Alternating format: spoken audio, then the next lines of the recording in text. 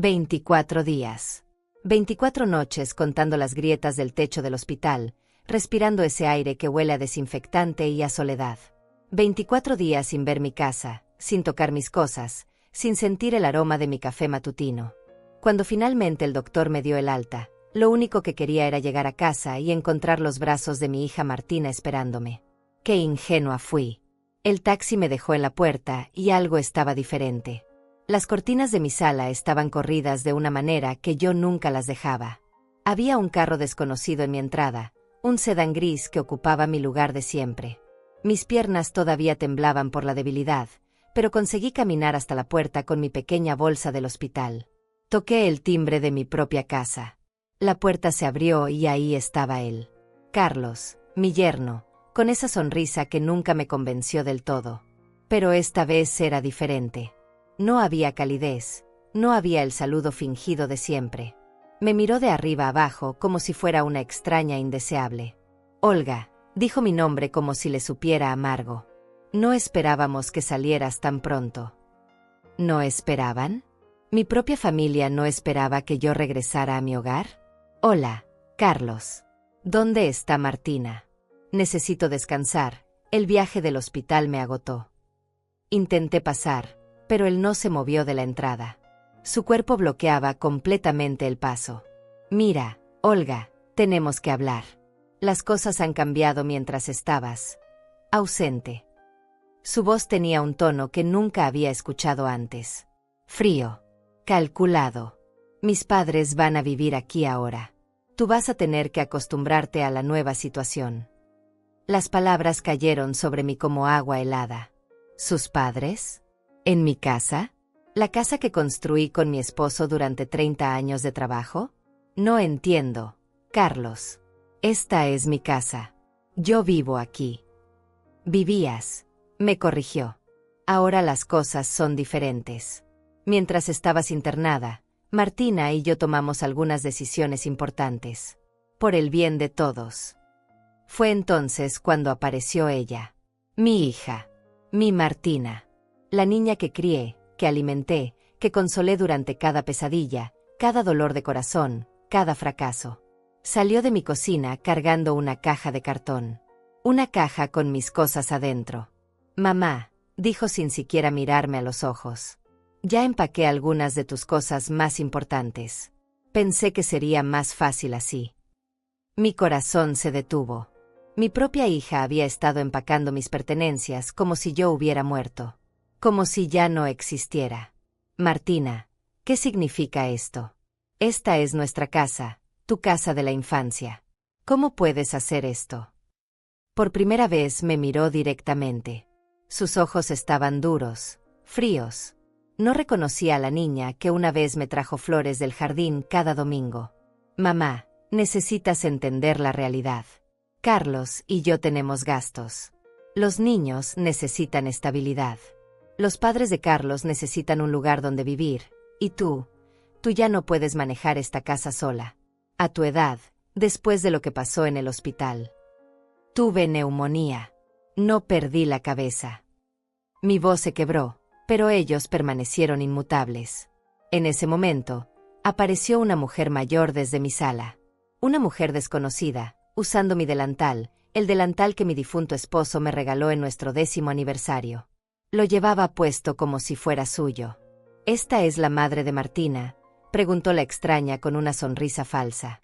Sí, mamá, respondió Carlos. Ella es Olga. Olga, te presento a mi madre, Carmelina. Carmelina me extendió la mano con condescendencia, como si me estuviera haciendo un favor al conocerme en mi propia casa. Espero que podamos llevarnos bien, querida. Martina me ha contado mucho sobre ti. Detrás de Carmelina apareció un hombre mayor, claramente el padre de Carlos. Ignacio Pérez llevaba puestas las pantuflas de mi esposo. Las pantuflas de cuero marrón que yo conservé durante 5 años desde su muerte. Las que tocaba cada noche antes de dormir, porque todavía guardaban su aroma. ¿Por qué lleva las pantuflas de papá? Mi voz salió como un susurro quebrado. Mamá, papá ya no las necesita. Ignacio tiene problemas en los pies y... Esas pantuflas no son para regalar. Son lo único que me queda de él. Las lágrimas comenzaron a correr por mis mejillas. 20 años de matrimonio reducidos a un par de pantuflas que ahora calentaban los pies de un extraño.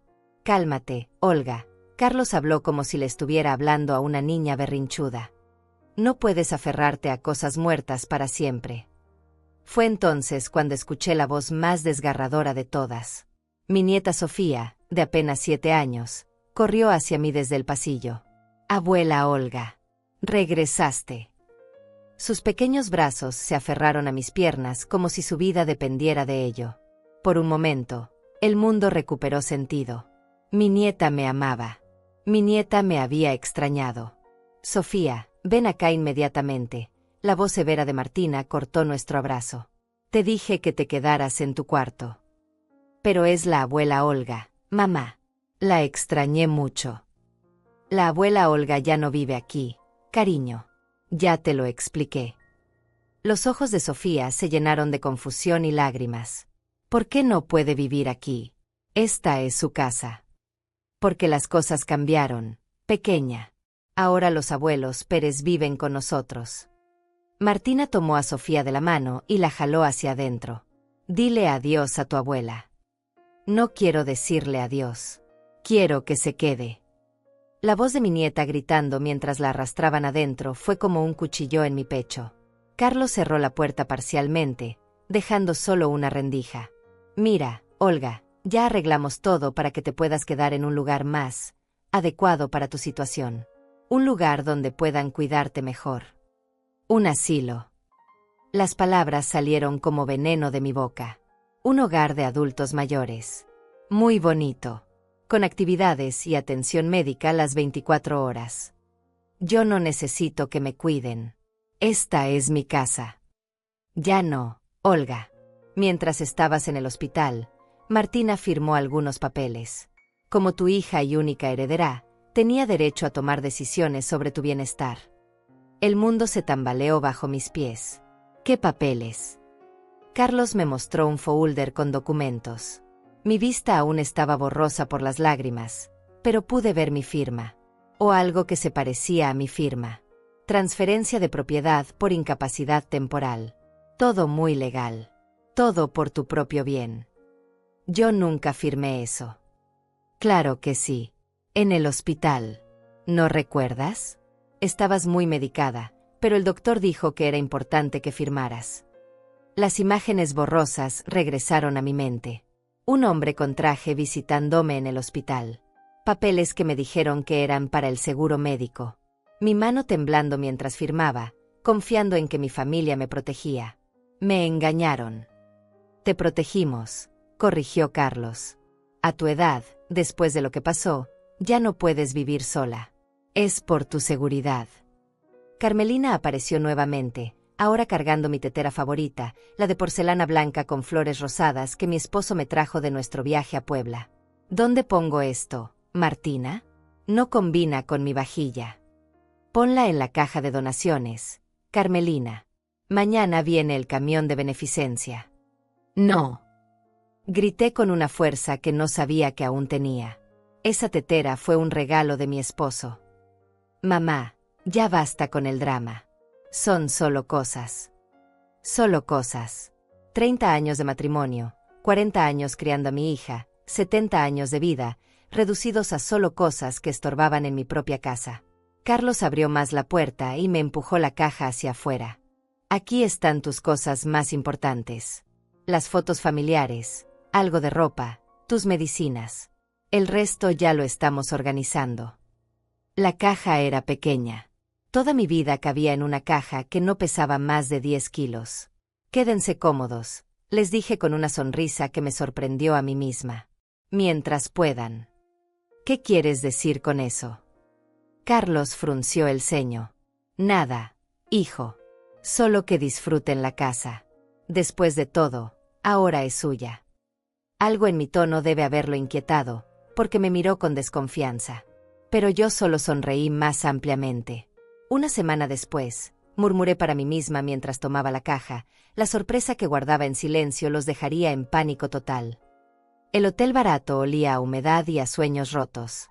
$45 la noche por una habitación que tenía el tamaño de mi antiguo baño. Las paredes eran de un color amarillo enfermizo que me recordaba a los últimos días de mi esposo en el hospital.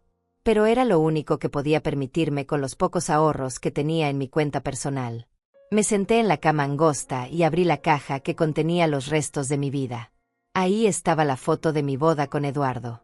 Él con su traje negro impecable, yo con el vestido que cosí durante 3 meses porque no teníamos dinero para comprar uno. Qué jóvenes éramos. Qué llenos de esperanza. Eduardo. Mi Eduardo. Si pudieras ver lo que tu hija le está haciendo a tu esposa. Tomé la fotografía entre mis manos temblorosas. ¿Sabes qué, mi amor? Creo que ella nunca entendió lo que significó construir esta vida. Nunca vio las madrugadas que te levantabas a trabajar en la construcción, con esas manos llenas de callos que después me acariciaban tan suavemente. La habitación estaba tan silenciosa que podía escuchar mi propia respiración entrecortada. Seguí hablándole a la fotografía. ¿Recuerdas cuando Martina se enfermó de sarampión?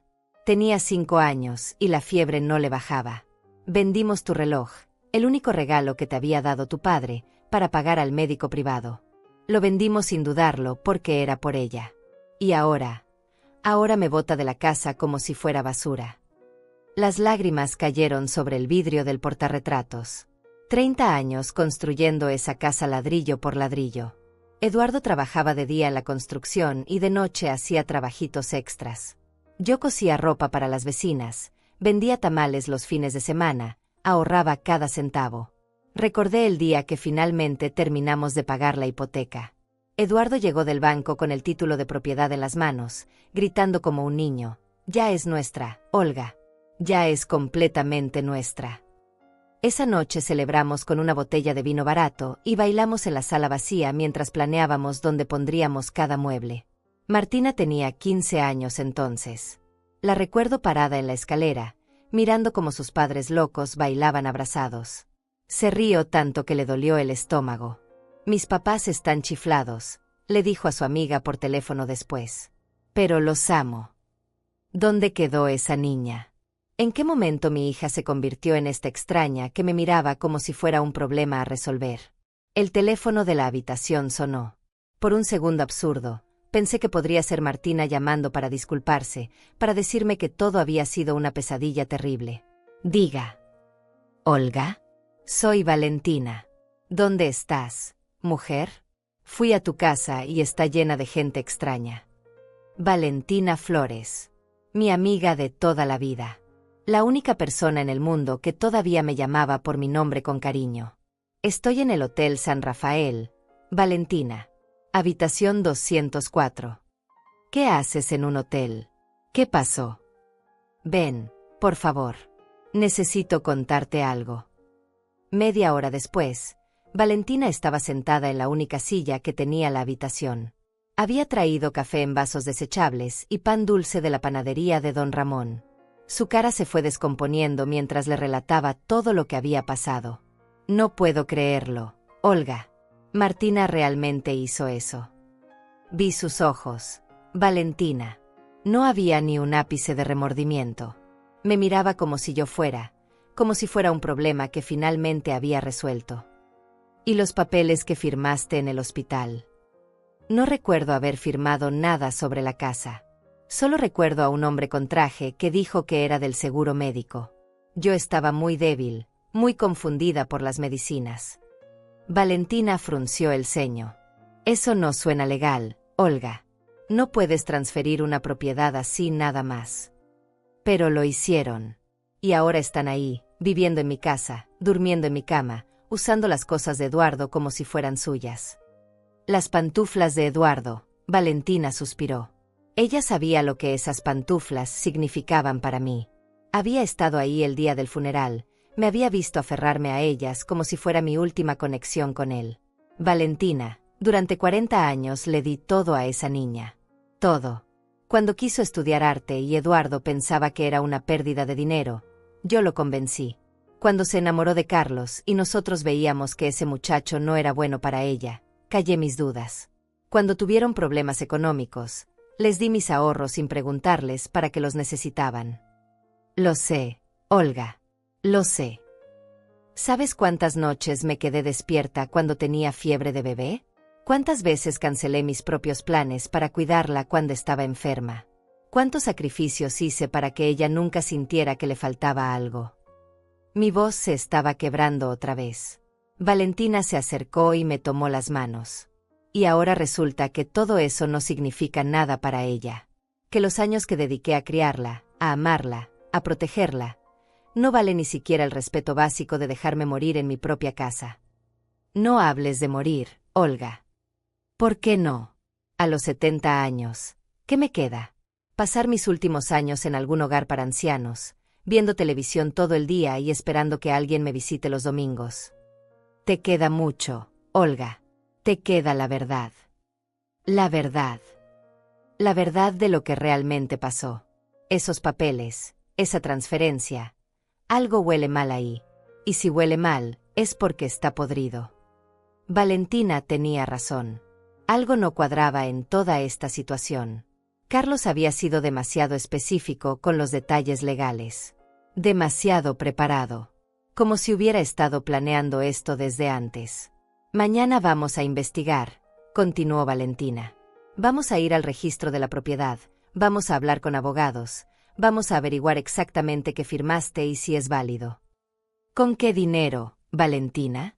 Apenas tengo para pagar este hotel unos días más. Con el dinero que tengo ahorrado.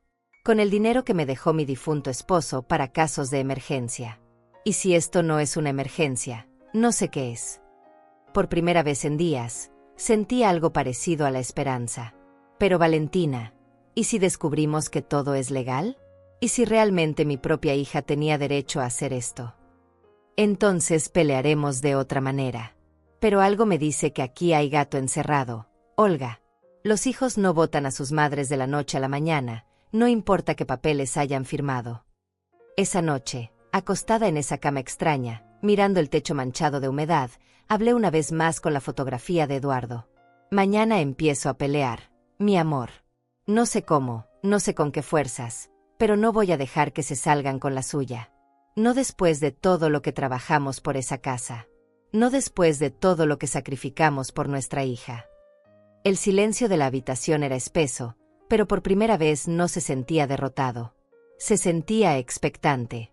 Si Martina cree que su madre vieja es una tonta indefensa, está a punto de descubrir lo equivocada que está. Cerré los ojos, pero no pude dormir. En mi mente comenzaba a formarse un plan. Todavía no sabía exactamente qué había pasado, pero estaba decidida a averiguarlo. Y cuando lo hiciera, mi hija iba a descubrir que había subestimado gravemente a la mujer que la crió. La sorpresa que guardaba en silencio apenas estaba comenzando a tomar forma. A la mañana siguiente, Valentina llegó temprano con café y croissants de la panadería francesa del centro. Tenía esa expresión determinada que yo recordaba de cuando éramos jóvenes y enfrentábamos juntas los problemas del barrio. Olga, no dormí en toda la noche pensando en esto. Algo no me cuadra con toda esta situación. ¿Qué quieres decir? Conozco a Martina desde que era una niña. Sí, se volvió fría desde que se casó con Carlos, pero esto es demasiado calculado, demasiado cruel, incluso para ella. Valentina sacó una libreta pequeña de su bolso. Siempre fue muy organizada, desde que trabajaba como secretaria en la municipalidad. Cuéntame exactamente qué pasó en el hospital cuando firmaste esos papeles. Cerré los ojos y traté de recordar. Estaba muy débil. La neumonía me había dejado sin fuerzas. Un hombre llegó, dijo que era del departamento de seguros médicos. Tenía papeles, muchos papeles. ¿Recuerdas su nombre? No claramente. Algo como Morales, Montes. Llevaba un traje gris y una carpeta negra. ¿Y qué te dijo exactamente?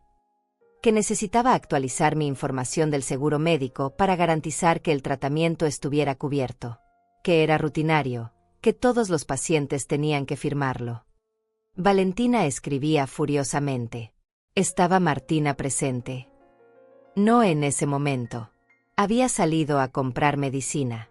Pero cuando regresó y le conté sobre los papeles, se puso muy nerviosa. Me dijo que no me preocupara, que ella se encargaría de todo. Muy conveniente.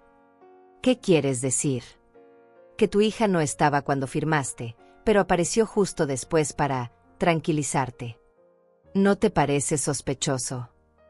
La verdad comenzó a golpearme como una bofetada. ¿Crees que ella sabía? ¿Crees que esto estaba planeado? Creo que necesitamos averiguarlo. Pero primero, quiero revisar algo.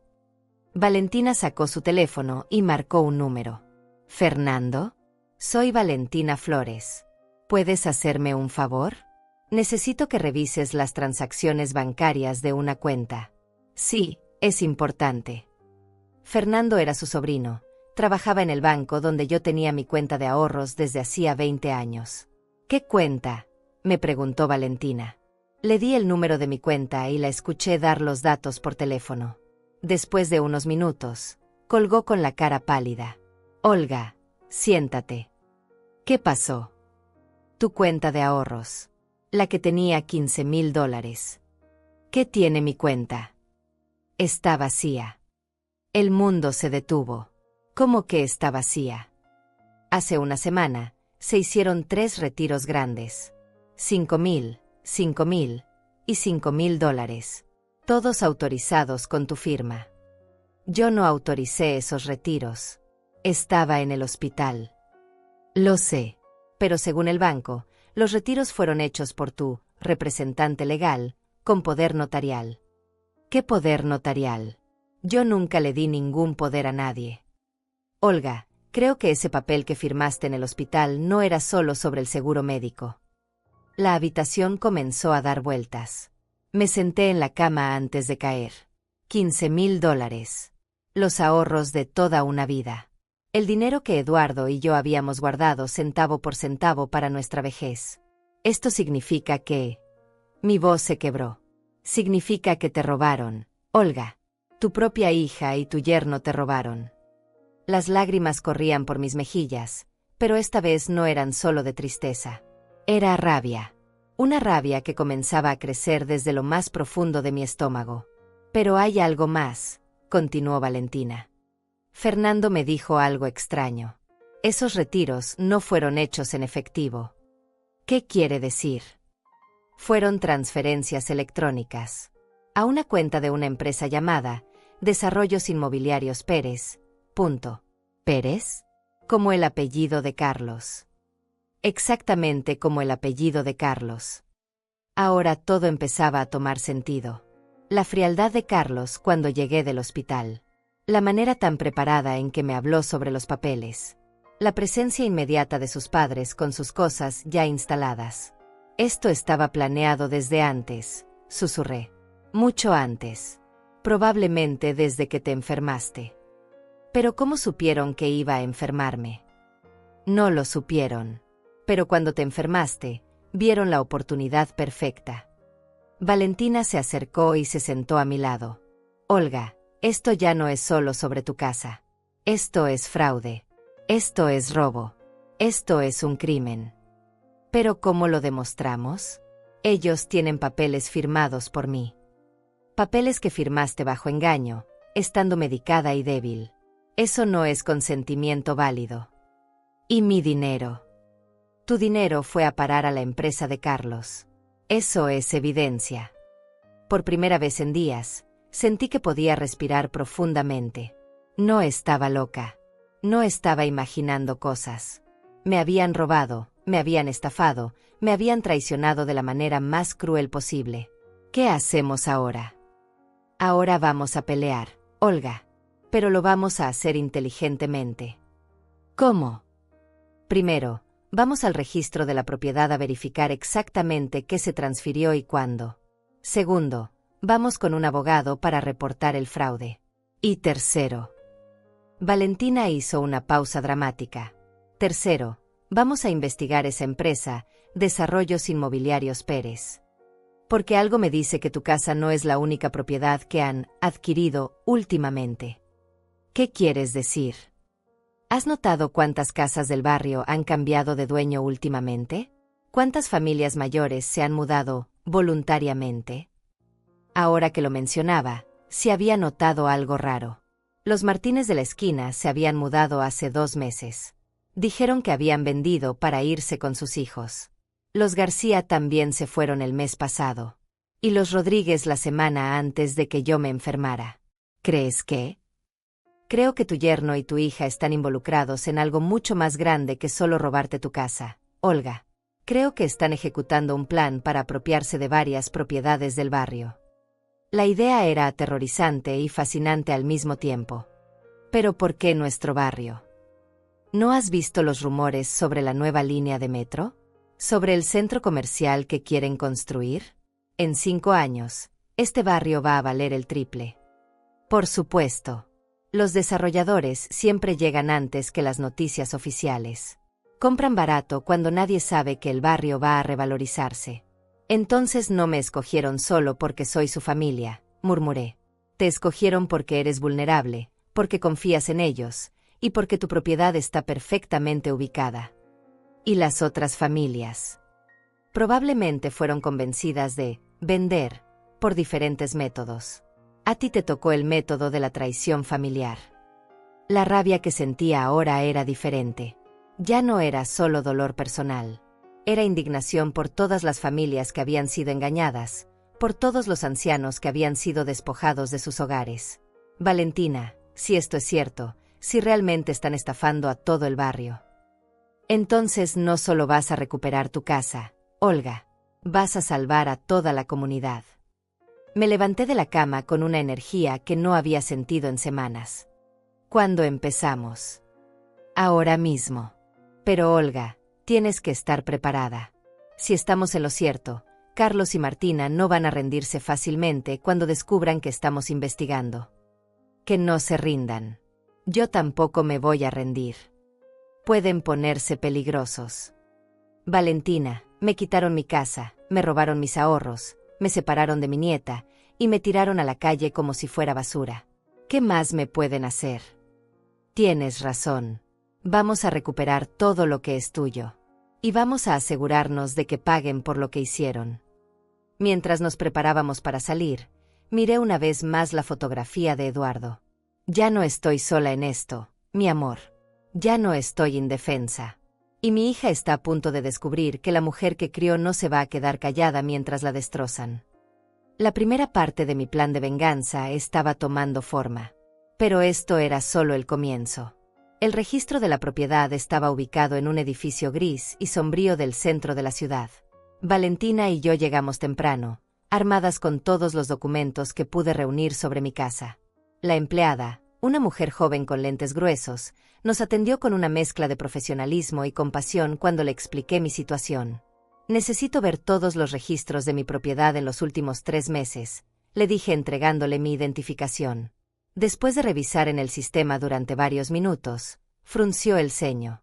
Señor Ortega, aquí dice que su propiedad fue transferida hace 10 días a nombre de Desarrollos Inmobiliarios Pérez S.A.D.C.B.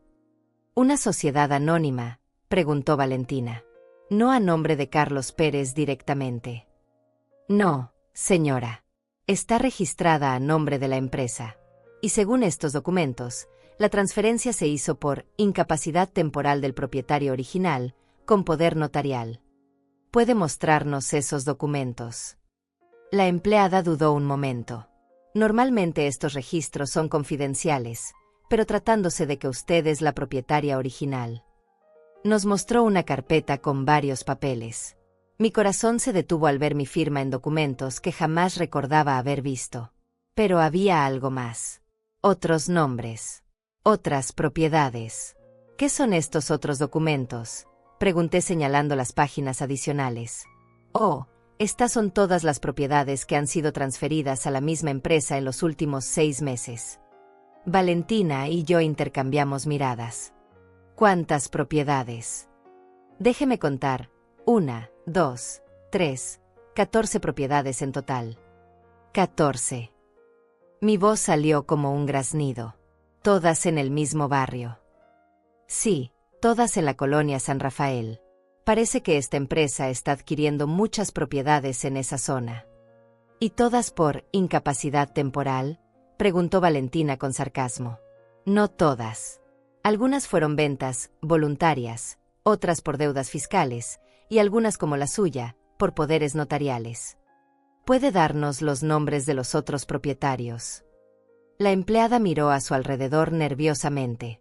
Esto es muy irregular, pero, dado que es un caso de posible fraude. Nos dio una lista con nombres. Los reconocí casi todos. Los Martínez, los García, los Rodríguez, los López, la viuda Hernández. Familias que conocía desde hacía décadas. Familias de personas mayores que habían construido sus vidas en ese barrio. ¿Sabe cuánto pagaron por estas propiedades?, pregunté.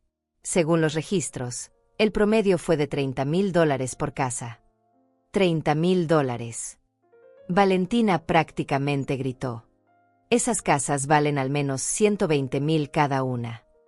Bueno, señora, cuando hay problemas financieros o de salud, a veces las familias aceptan ofertas por debajo del valor de mercado. Salimos del registro de la propiedad con una copia de todos los documentos y con una rabia que me quemaba el pecho. En el café de la esquina, Valentina extendió los papeles sobre la mesa como si fuera un detective armando un caso. Olga, esto es enorme. Mucho más grande de lo que imaginamos. 14 familias, murmuré. 14 familias despojadas de sus hogares. Y mira las fechas. Todo comenzó hace 6 meses, justo cuando se filtró la noticia sobre la nueva línea de metro. Pero ¿cómo supieron sobre el metro antes que nosotros? Porque alguien con conexiones en el gobierno les dio información privilegiada. Esto no es solo fraude inmobiliario, Olga. Esto es corrupción. Revisé nuevamente la lista de nombres. La señora Hernández. Ella me contó que su hijo la convenció de vender porque necesitaba dinero para una operación. Pero nunca mencionó que había vendido por tan poco. Y los García. Dijeron que sus hijos los querían cerca, que era mejor vender e irse a vivir con ellos. Todas historias similares. Todas familias mayores sin recursos para contratar abogados o para investigar realmente lo que estaba pasando. Pero nosotras sí podemos investigar. Valentina sonrió con una expresión que me recordó a nuestros días de juventud, cuando organizábamos las protestas del barrio contra el aumento de tarifas del transporte público. Vamos a necesitar ayuda profesional. Conozco a alguien. Un abogado. Mejor que eso. Un investigador privado que se especializa en fraudes inmobiliarios. Se llama Antonio Silva. Trabajaba para el gobierno, pero renunció porque se cansó de la corrupción. Ahora ayuda a gente como nosotras. 2 horas después, estábamos sentadas en la oficina de Antonio Silva. Era un hombre de unos 50 años, con canas prematuras y ojos que delataban haber visto demasiada maldad humana. Su oficina estaba llena de archivos y computadoras. Señoras, lo que me están contando no es inusual, dijo después de escuchar nuestra historia. Los fraudes de gentrificación están aumentando en toda la ciudad. ¿Gentrificación?, pregunté. Es cuando los desarrolladores quieren un barrio que va a revalorizarse, pero las familias establecidas no pueden pagar los nuevos precios. Entonces las ayudan a salir usando métodos creativos. ¿Cómo robar a ancianas enfermas? ¿Cómo robar a ancianas enfermas?, confirmó con una sonrisa triste. Trajeron todos los documentos. Le entregamos todo lo que habíamos recopilado. Antonio los revisó con la eficiencia de alguien que había visto casos similares muchas veces. Esto está muy bien documentado, pero tengo malas noticias. Mi corazón se hundió. ¿Qué malas noticias? Los documentos están bien hechos. Técnicamente legales. Van a ser difíciles de impugnar en corte. Entonces no podemos hacer nada. No dije eso. Dije que sería difícil. Pero hay otra manera de manejar esto. ¿Cuál? Antonio se acercó a su computadora y comenzó a escribir. Si esto es parte de un esquema más grande, y si hay corrupción gubernamental involucrada, entonces podemos ir por el lado penal en lugar del civil. ¿Qué significa eso? Significa que en lugar de solo tratar de recuperar su casa, vamos a tratar de meter a todos los involucrados en la cárcel. Valentina se inclinó hacia adelante. ¿Qué necesita de nosotras? Necesito que infiltren la operación. ¿Infiltrar? Nosotras dos. Ustedes dos. La ventaja que tenemos es que ellos creen que la señora Ortega es solo una vieja indefensa que se va a quedar callada. No esperan que regrese peleando. ¿Pero cómo infiltramos? Ya me botaron de la casa. Antonio sonrió de una manera que me dio escalofríos. Señora Ortega, usted todavía tiene llaves de su casa. Claro que tengo las llaves. Es mi casa. Y conoce los horarios de su familia. Los conozco mejor que nadie. Carlos sale a trabajar a las 8, Martina lleva a los niños al colegio a las 7:30, y por las tardes van al parque hasta las 5. Perfecto. Vamos a necesitar que entre a su propia casa y nos consiga evidencia de las operaciones de Desarrollos Inmobiliarios Pérez. Punto. Entrar a mi propia casa como una ladrona. Entrar a su propia casa como una investigadora. Como una mujer que está recuperando lo que le robaron. ¿Y si nos descubren? Por eso voy a darle esto. Antonio abrió un cajón de su escritorio y sacó un pequeño dispositivo que parecía un reloj. ¿Qué es? Un micrófono y grabadora. Si logra grabar conversaciones entre Carlos y sus cómplices hablando sobre las propiedades robadas, sobre los sobornos, sobre el plan de gentrificación, tendremos suficiente evidencia para procesarlos. Pero no es peligroso. Muy peligroso. Si la descubren, no solo podría perder la oportunidad de recuperar su casa, podría ponerse en riesgo físico. Miré a Valentina, que tenía la misma expresión determinada que yo comenzaba a sentir. Señor Silva, durante 70 años he sido una mujer que obedece, que confía, que se deja proteger. Durante 70 años he creído que si soy buena, si soy amable, si soy generosa, la vida me va a tratar bien. ¿Y ahora? Ahora he descubierto que ser buena solo me convirtió en víctima fácil, que confiar solo me llevó a ser traicionada por mi propia hija, y que necesitar protección solo me dejó indefensa cuando más la necesitaba. Me levanté de la silla con una energía que no sabía que aún tenía. Si mi yerno y mi hija creen que pueden destruir mi vida y salirse con la suya, están muy equivocados. Y si están robando a otras familias del barrio, entonces alguien tiene que detenerlos. ¿Está segura, señora Ortega? Completamente segura. Dígame qué tengo que hacer. Antonio sonrió. Primero, vamos a planear exactamente cómo va a entrar a la casa y qué va a buscar. Segundo, vamos a ensayar cómo usar el equipo de grabación. Y tercero, vamos a preparar un plan de escape por si las cosas salen mal. ¿Cuándo empezamos? Mañana. Pero esta noche quiero que vaya a su hotel y descanse. Va a necesitar toda su energía. Esa noche, acostada en la cama del hotel, hablé una vez más con la fotografía de Eduardo. Mañana voy a entrar a nuestra casa, mi amor. Voy a buscar la evidencia que necesito para destruir a los que nos robaron. Y voy a grabar todo lo que diga esa hija ingrata. Por primera vez desde que salí del hospital, sonreí de verdad. Ya no soy la víctima indefensa que ellos creen. Mañana empiezo a ser la cazadora. Antonio Silva llegó al hotel a las 6 de la mañana con una maleta pequeña llena de equipos que parecían salidos de una película de espías. Valentina ya estaba conmigo, ambas tomando café fuerte para calmar los nervios. Señora Ortega, antes de que hagamos esto, necesito que entienda los riesgos.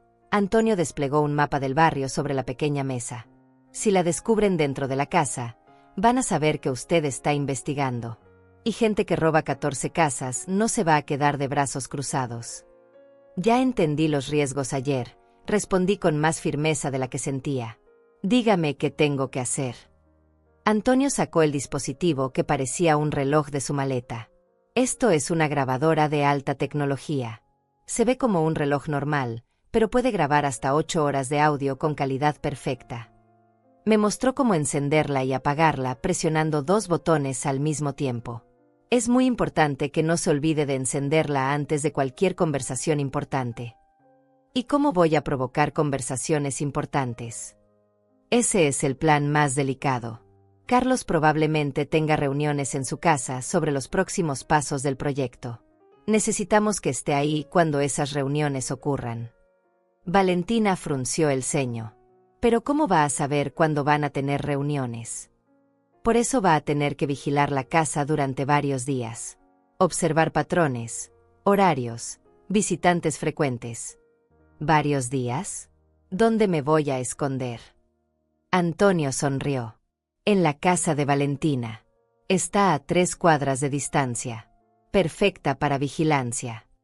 Durante las siguientes 2 horas, Antonio me entrenó como si fuera una agente secreta. Me enseñó a caminar sin hacer ruido, a esconderme detrás de muebles, a fotografiar documentos rápidamente con el teléfono y a salir de la casa por diferentes rutas de escape. La ventana del baño del segundo piso da al callejón trasero, le expliqué. Si hay problemas, puedo salir por ahí y correr hacia la casa de doña Carmen. Perfecto. ¿Y sabe dónde Carlos guarda sus documentos de trabajo? En su oficina, en el primer piso. Tiene un escritorio grande de roble con 3 cajones. El cajón de abajo siempre está con llave. Ese es el que más nos interesa. Antonio me dio un pequeño conjunto de herramientas que parecían palillos de dientes metálicos. Para abrir cajones con llave. Es más fácil de lo que parece. Ahora soy una ladrona profesional. Ahora es una mujer recuperando lo que le robaron. Al mediodía, fuimos a casa de Valentina para establecer el punto de observación. Su ventana de la cocina tenía vista perfecta a mi casa. Podíamos ver quién entraba, quién salía, y cuando la casa estaba vacía. Ahí está Carlos saliendo, murmuró Valentina señalando hacia la ventana. Son las 12:30. Igual que siempre. ¿Y Martina? Probablemente esté en la cocina preparando el almuerzo. Los niños no salen del colegio hasta las 3. Perfecto. 3 horas para investigar. Antonio me miró seriamente. ¿Está lista para esto? Mi corazón latía tan fuerte que estaba segura de que ellos podían escucharlo. Pero pensé en las 14 familias despojadas de sus hogares. Pensé en mi dinero robado. Pensé en las pantuflas de Eduardo en los pies de un extraño. Estoy lista. Caminé las 3 cuadras hacia mi casa con pasos que trataban de parecer casuales. Cualquier vecino que me viera pensaría que era normal que yo regresara a mi hogar. El problema era que ya no era mi hogar legalmente. La llave entró perfectamente en la cerradura, como había hecho durante 30 años. Pero cuando abrí la puerta, todo era diferente. El aroma era diferente. Los muebles estaban en lugares diferentes. Mi casa se había convertido en la casa de extraños. Escuché ruidos en la cocina y me dirigí cuidadosamente hacia las escaleras. Subí sin hacer ruido hasta el segundo piso, donde estaba la oficina de Carlos. La puerta estaba cerrada, pero no con llave. El escritorio estaba cubierto de papeles. Activé la grabadora del reloj y comencé a fotografiar todo con el teléfono. Contratos, mapas del barrio, listas de propiedades, números de teléfono de funcionarios del gobierno. Pero lo más impactante era una carpeta marcada Proyecto San Rafael, fase 2. Adentro había planes para construir un centro comercial gigante exactamente donde estaban nuestras casas. Los números eran astronómicos, $200 millones en ganancias proyectadas. También encontré una lista de objetivos restantes. Nombres de vecinos que aún no habían sido convencidos de vender. Mi nombre estaba tachado con línea roja, con una nota al lado, completado, método familiar. El cajón con llave tardé 10 minutos en abrirlo con las herramientas de Antonio. Adentro había algo que hizo que se me detuviera el corazón, copias de documentos médicos míos del hospital. Informes que detallaban mi condición, medicamentos que me habían dado, y una nota manuscrita que decía paciente ideal, confundida por medicación. Habían planeado robarme desde el momento en que me internaron. También había contratos con una empresa llamada Consultores García que ofrecía servicios de adquisición de propiedades para clientes especiales. Los servicios incluían persuasión familiar, documentación especializada y manejo de propietarios resistentes. Estaba fotografiando estos documentos cuando escuché voces abajo. Carlos había regresado y no estaba solo. Los últimos 3 objetivos son más difíciles, escuché la voz de Carlos. La viuda Morales se niega a vender, los Herrera contrataron un abogado, y no sabemos dónde está la vieja Ortega. La que botaron de la casa, era otra voz masculina que no reconocí. Esa misma. Desapareció después de que la sacamos. Probablemente esté en algún asilo barato. Mejor para nosotros. Una loca menos de que preocuparse. Mi mano temblaba mientras sostenía el teléfono, pero seguí grabando. El problema son los otros 2. Necesitamos acelerar el proceso. ¿Qué sugiere el jefe? Métodos más persuasivos. Si no quieren vender por las buenas. Está hablando de intimidación. Estoy hablando de hacer lo que sea necesario para completar la fase 2. Tenemos inversores esperando, tenemos permisos que expiran y tenemos funcionarios que necesitan sus pagos. ¿Cuánto estamos hablando esta vez? 50.000 para el director de urbanismo, 30.000 para el inspector de construcciones, 20.000 para el juez que firma las órdenes de desalojo. Sangre de corrupción. No solo estaban robando casas, estaban comprando todo el sistema legal. ¿Y si la vieja Ortega aparece causando problemas? Carlos se rió de una manera que me heló la sangre. ¿Qué va a hacer? ¿Una mujer de 70 años contra nosotros? Si aparece, le recordamos que ya no tiene casa, no tiene dinero, y no tiene familia que la apoye. Nadie le va a creer. Su hija está completamente de acuerdo con el plan. Martina entiende que esto es por el bien de su futuro y el de sus hijos. A veces hay que hacer sacrificios. Sacrificios. Yo era el sacrificio que mi hija había decidido hacer por dinero. Las voces se acercaban a las escaleras. Tenía que salir inmediatamente. Cerré rápidamente el cajón, apagué la grabadora y me dirigí hacia el baño del segundo piso. La ventana estaba exactamente donde la recordaba. Me subí al inodoro y comencé a abrir la ventana cuando escuché pasos en las escaleras. ¿Dejaste la oficina abierta?, preguntó la voz extraña. Siempre la dejo abierta. No hay nada que ocultar en mi propia casa. La ventana finalmente se abrió. Me las arreglé para salir y cerrarla justo cuando escuché que entraban a la oficina. Corrí por el callejón trasero como no había corrido en 20 años. No paré hasta llegar a casa de Valentina, donde Antonio me esperaba con cara de preocupación.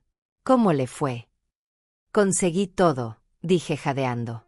Documentos, grabaciones, pruebas de corrupción, planes del centro comercial, todo. La vieron. Casi. Pero salí a tiempo. Antonio revisó las fotografías en mi teléfono y escuchó parte de la grabación. Su expresión se fue endureciendo con cada imagen. Señora Ortega, esto es oro puro. Con esta evidencia podemos procesar a Carlos, a Martina, a los funcionarios corruptos y a toda la red. ¿Cuándo empezamos? Ahora mismo. Pero hay un problema. ¿Cuál? Van a saber que alguien estuvo en la casa. Y cuando se den cuenta de que usted desapareció el mismo día, van a sospechar. Eso significa que estoy en peligro. Antonio asintió gravemente. Significa que la cacería acaba de empezar. Y esta vez, usted es tanto la cazadora como la presa. Esa noche no pude dormir. Cada ruido en el hotel me hacía saltar. Antonio había insistido en que me quedara en un lugar diferente, uno donde Carlos y Martina no pudieran encontrarme fácilmente. El Hotel Colonial estaba en el centro, lejos de mi barrio, pero cerca de las oficinas del fiscal donde entregaríamos la evidencia. A las 5 de la mañana, Valentina me llamó con pánico en la voz. Olga, vinieron a mi casa anoche. ¿Quién vino? Carlos y 2 hombres que no conocía. Preguntaron si sabía dónde estabas. Les dije que no tenía idea, que pensé que estabas en un asilo. ¿Te creyeron? No estoy segura. Uno de los hombres revisó mi casa como si buscara algo. O a alguien. Mi sangre se enfrió. ¿Estás bien? Estoy bien, pero Olga, estos hombres no eran como Carlos. Eran peligrosos. Tenían esa mirada de gente que ha hecho daño antes. Dijeron algo más.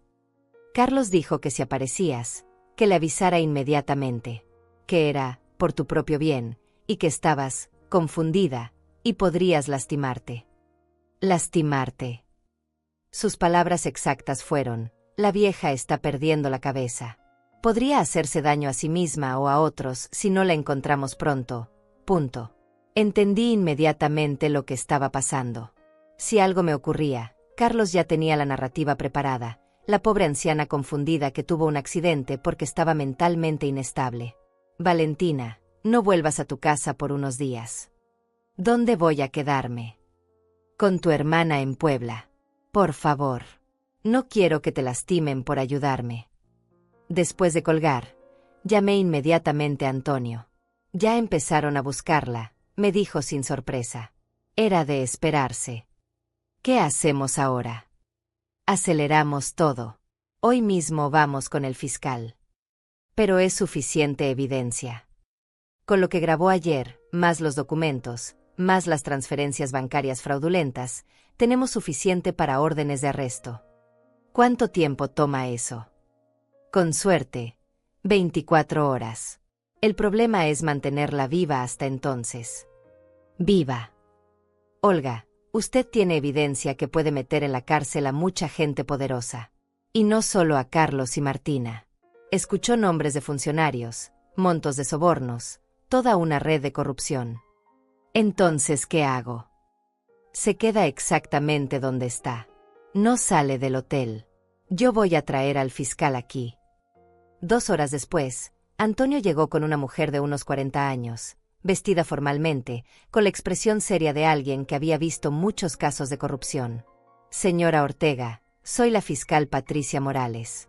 He revisado su caso preliminarmente y es muy sólido. Puede ayudarme a recuperar mi casa. Puedo ayudarla a meter en la cárcel a las personas que se la robaron. Y a recuperar no solo su casa, sino las casas de todas las familias afectadas. Me mostró su identificación oficial y puso una grabadora sobre la mesa de la habitación. Necesito que me cuente toda la historia desde el principio. Cada detalle es importante. Pasé las siguientes 3 horas relatando todo: la enfermedad, el hospital, los papeles firmados bajo engaño, el regreso a casa, el descubrimiento del robo, la investigación, la infiltración, las grabaciones.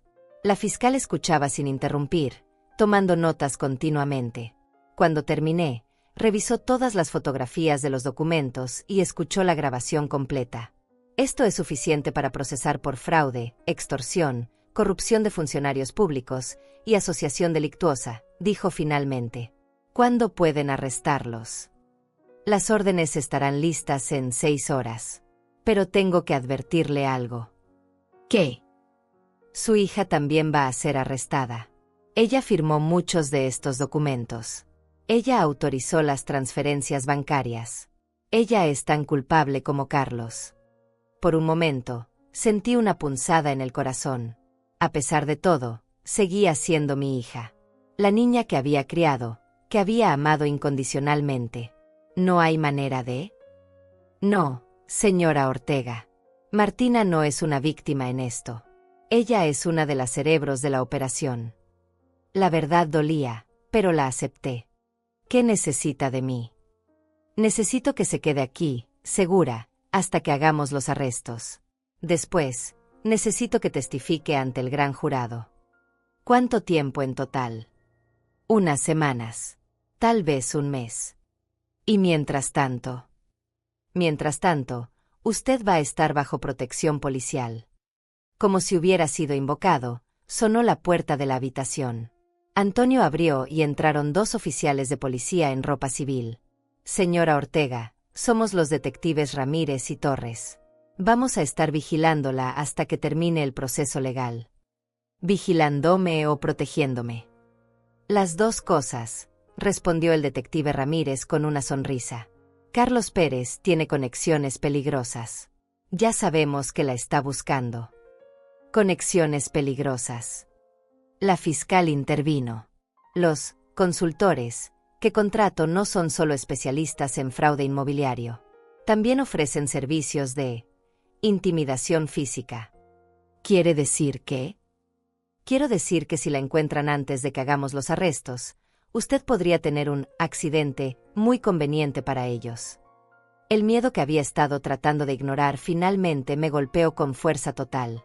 No solo habían robado mi casa y mi dinero. Ahora querían asegurar que yo nunca pudiera testificar contra ellos. Pero voy a estar segura aquí. Va a estar segura, confirmó el detective Torres. Tenemos oficiales en el lobby, en el pasillo, y vigilando todas las entradas del hotel. ¿Y cuándo arrestarán a Carlos?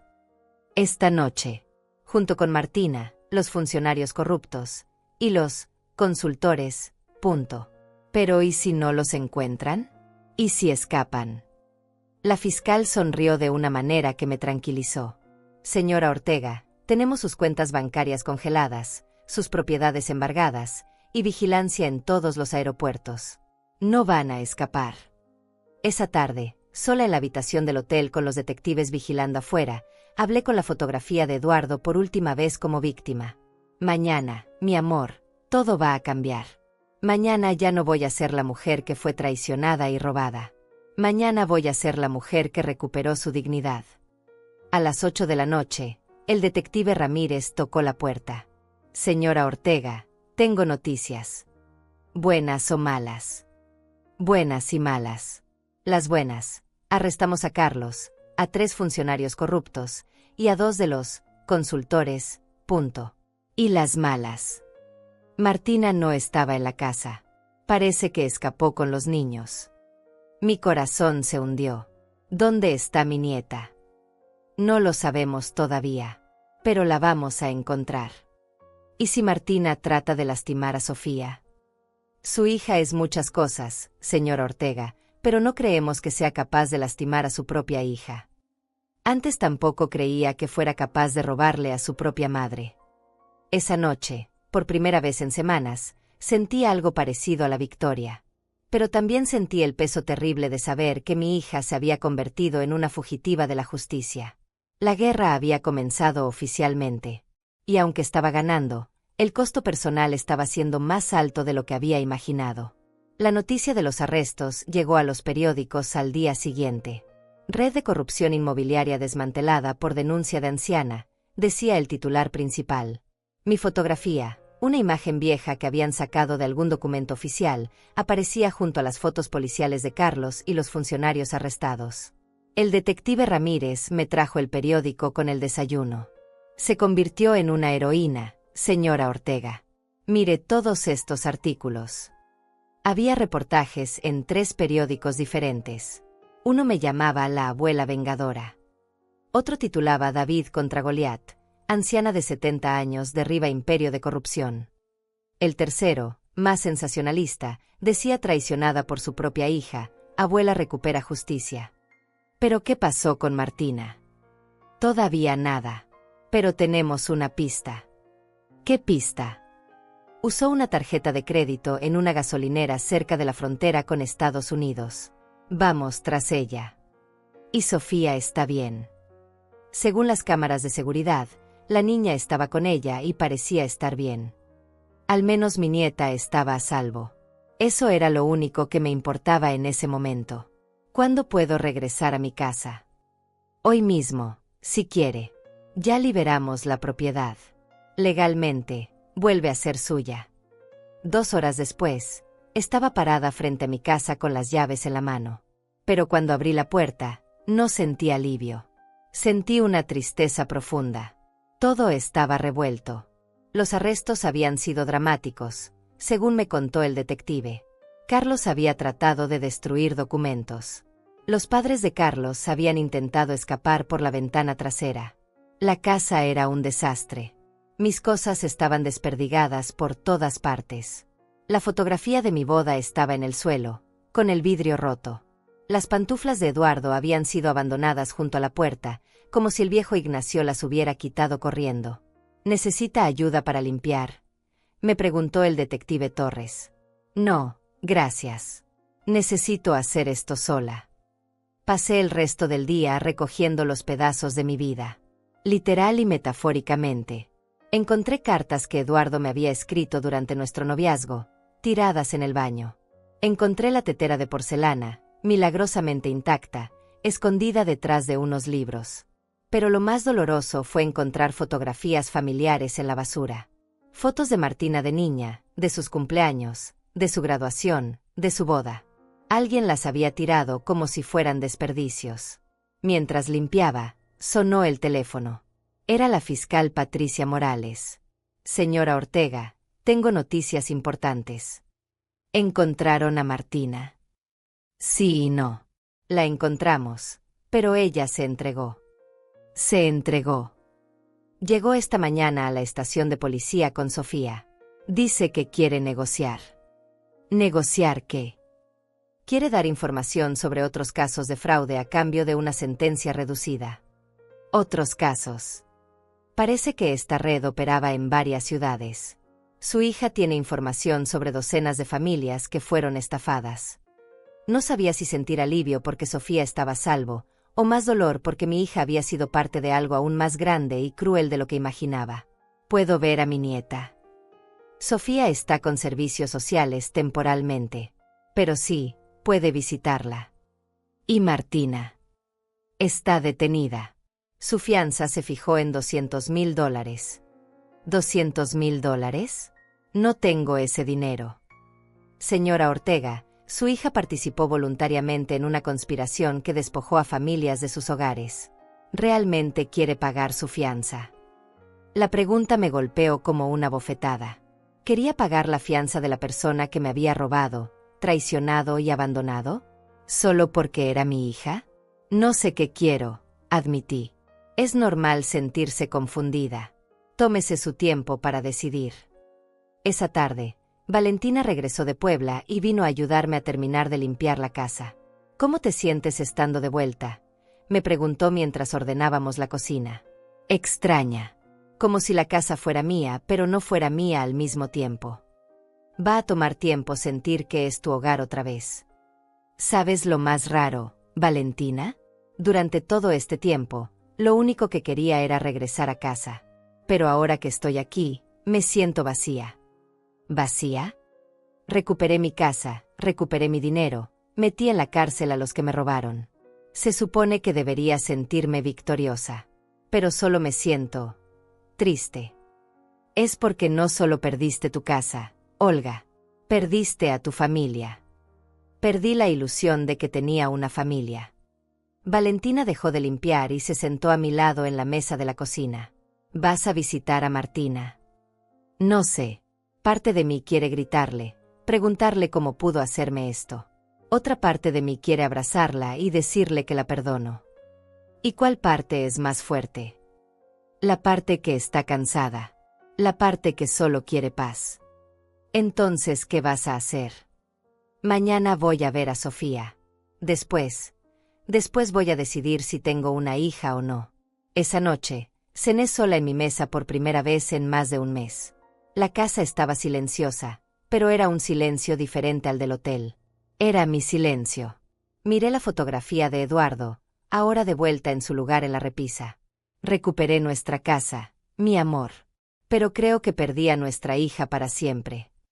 El teléfono sonó. Era un número que no reconocía. Diga. Mamá. La voz quebrada de Martina me atravesó el corazón. Martina. Mamá, por favor. Necesito hablar contigo. Necesito explicarte. ¿Explicarme qué? ¿Cómo me robaste? ¿Cómo me tiraste a la calle?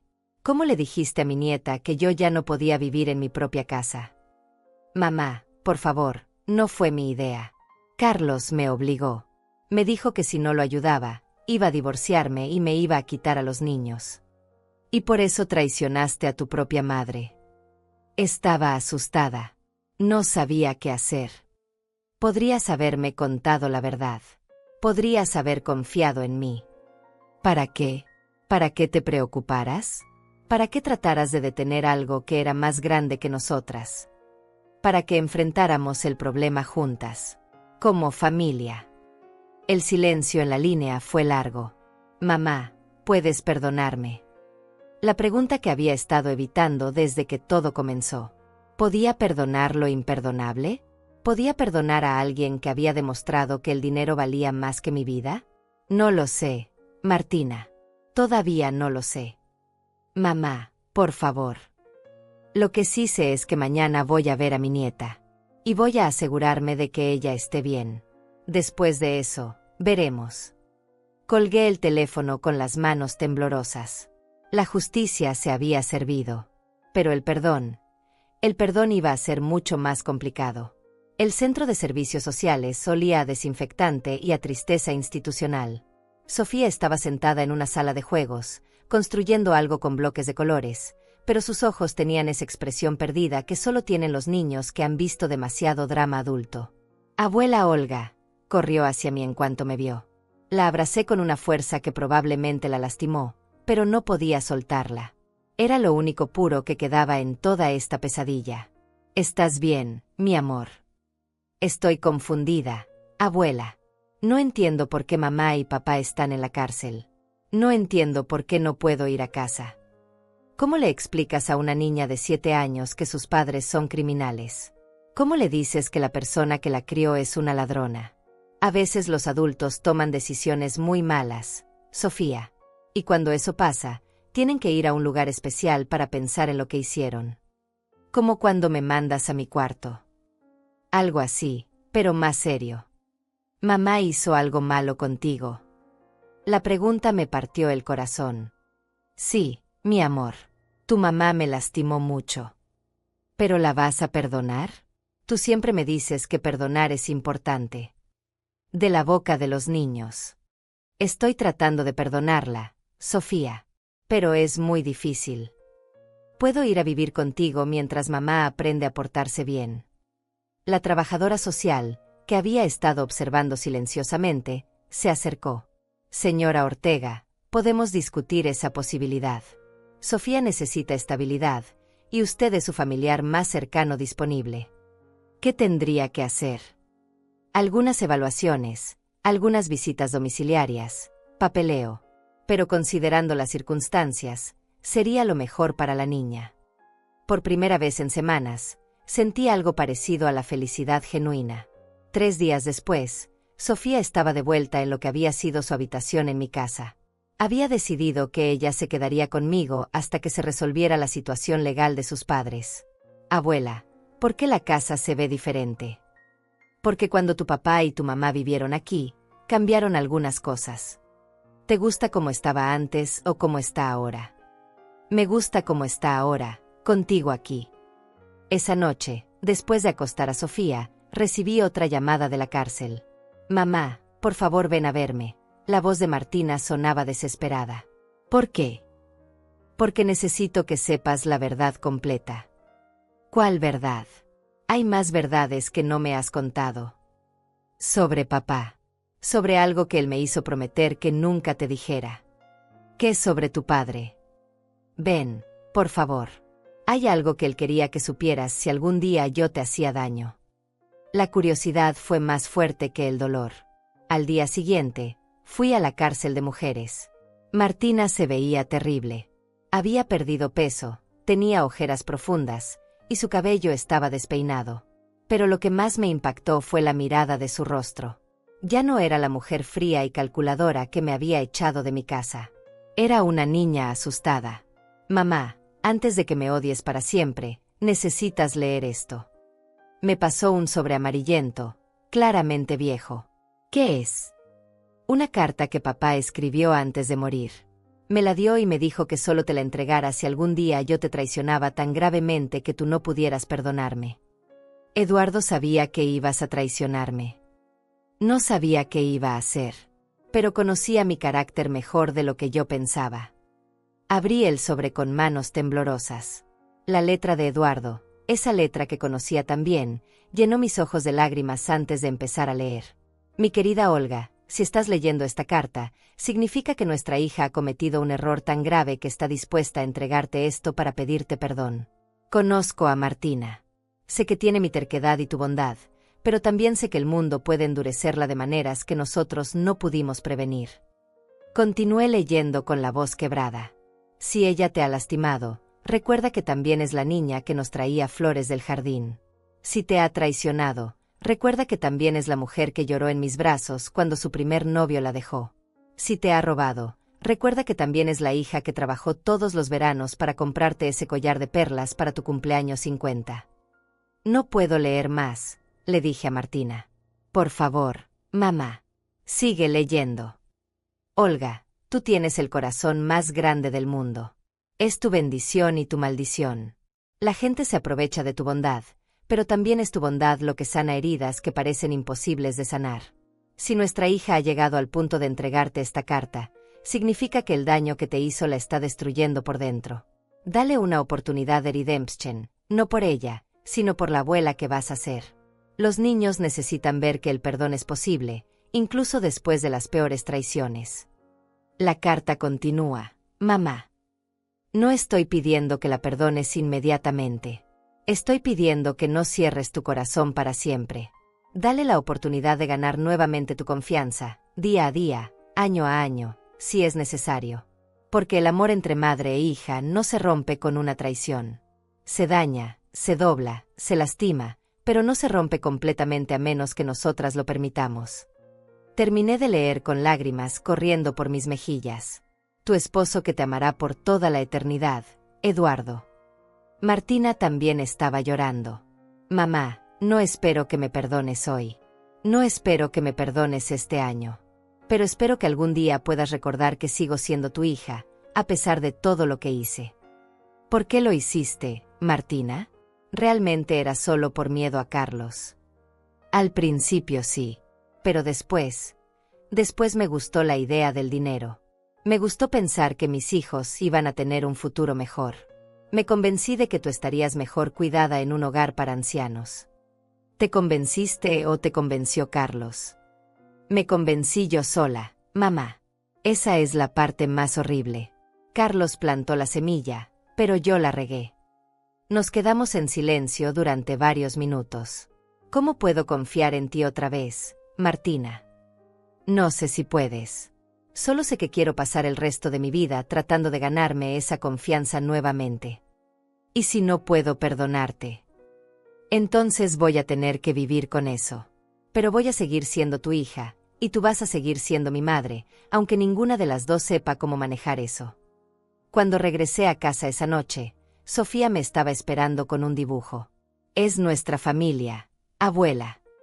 El dibujo mostraba 3 figuras, una mujer mayor, una niña, y una mujer más joven detrás de unas barras. ¿Por qué pusiste a tu mamá detrás de barras? Porque está aprendiendo a portarse bien. Pero sigue siendo mi mamá. De la boca de los niños. Otra vez. Esa noche, le hablé a la fotografía de Eduardo por última vez como una mujer quebrada. No sé si puedo perdonarla, mi amor. Pero voy a tratar. Por Sofía. Por ti. Y tal vez, algún día, por mí misma. La carta de Eduardo había cambiado algo en mi corazón. No había borrado el dolor, pero había abierto la posibilidad de que el dolor no fuera permanente. El perdón iba a ser un proceso largo. Pero por primera vez, era un proceso que estaba dispuesta a considerar. 6 meses después, estaba sentada en la sala del juzgado esperando la sentencia final. Carlos había sido condenado a 8 años de prisión por fraude, extorsión y corrupción. Los funcionarios corruptos habían recibido entre 5 y 10 años cada uno. Toda la red había sido desmantelada. Martina, gracias a su cooperación con las autoridades, había recibido 3 años de prisión con posibilidad de libertad condicional en 18 meses. ¿Cómo se siente, señora Ortega?, me preguntó el periodista que había estado siguiendo el caso desde el principio. Me siento en paz, respondí honestamente. Y respecto a su hija. Mi hija está pagando por sus errores. Como debe ser. Pero la ha perdonado. La pregunta del $1.000.000. Estoy en proceso de perdonarla. El perdón no es un evento, es un camino. Después del juzgado, fui al cementerio a visitar la tumba de Eduardo. Llevé flores frescas y una copia del periódico que reportaba el fin del juicio. Ya terminó todo, mi amor. Recuperé la casa, recuperé la dignidad, y las otras familias también recuperaron sus propiedades. El viento movió las hojas del árbol sobre su tumba como si me estuviera respondiendo. Y sobre Martina, decidí seguir tu consejo. No voy a cerrar mi corazón completamente, pero tampoco voy a olvidar lo que hizo. Esa tarde, regresé a casa donde Sofía me esperaba con la tarea terminada y la mesa puesta para la cena. Abuela, hoy la maestra preguntó sobre mi familia para un proyecto. ¿Qué le dijiste? Le dije que vivo con mi abuela porque mi mamá está aprendiendo a ser mejor persona y que mi abuelo Eduardo está en el cielo cuidándonos. ¿Y qué dijo la maestra? Que todas las familias son diferentes y que lo importante es que yo estoy rodeada de amor. Tu maestra tiene razón. 2 semanas después, recibí una llamada de la cárcel. Era Martina. Mamá, me van a dar permiso para salir el domingo. ¿Puedo ir a verte? ¿Para qué? Para disculparme contigo cara a cara. sin vidrios de por medio, sin guardias escuchando. Y después, si me dejas, me gustaría empezar a reconstruir nuestra relación, paso a paso. Sabes que va a tomar años. Lo sé. Sabes que tal vez nunca recuperes completamente mi confianza. Lo sé. Sabes que Sofía va a quedarse conmigo hasta que tú demuestres que puedes ser una buena madre otra vez. Lo sé y lo acepto. Entonces ven el domingo. El domingo llegó lluvioso y gris. Martina apareció en mi puerta a las 2 de la tarde, más delgada, con el cabello cortado corto, vestida con ropa simple. Se veía como la niña que recordaba, antes de que la ambición y el miedo la transformaran. Hola, mamá. Hola, Martina. ¿Puedo abrazarte? La pregunta me tomó por sorpresa. Después de todo lo que había pasado, después de toda la traición, mi hija me estaba pidiendo permiso para un abrazo. Puedes intentarlo, le dije. El abrazo fue incómodo al principio. Rígido. Lleno de dolor no resuelto. Pero después de unos segundos, sentí que mis brazos la rodeaban de la manera en que había abrazado a esa niña durante toda su infancia. Lo siento, mamá. Lo siento tanto. Lo sé. ¿Me puedes perdonar? Te estoy perdonando. Poco a poco, cada día. Sofía bajó corriendo las escaleras y se lanzó a los brazos de su madre. Ver a mi nieta abrazando a mi hija me recordó que, a pesar de todo, seguíamos siendo una familia. Una familia dañada, complicada, imperfecta, pero familia. Esa noche, después de que Martina regresara a la cárcel, Sofía y yo nos sentamos en la sala a ver televisión. Abuela, mamá va a volver a vivir con nosotras. No lo sé, mi amor. Tu mamá tiene que demostrar que ha cambiado. ¿Y si no cambia? Entonces tú y yo seguiremos siendo una familia de dos. Pero seguirás siendo mi mamá.